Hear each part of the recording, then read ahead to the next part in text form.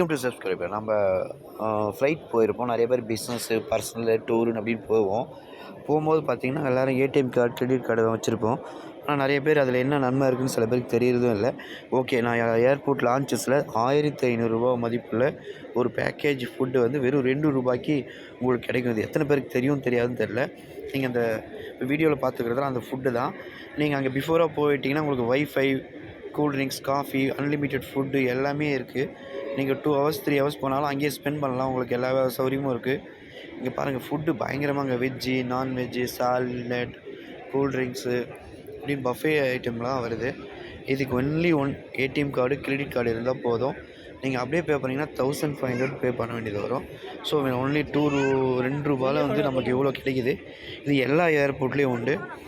ஒரு ஏடிஎம் கார்டுக்கு பார்த்தீங்கன்னா 4 மாதத்துக்கு ஒரு வாட்டி தான் அது. இதை யூஸ் பண்ணிவிட்டு நீங்கள் எனக்கு கமெண்டில் சொல்லுங்கள். பயனுள்ள தகவல். தேங்க்யூ.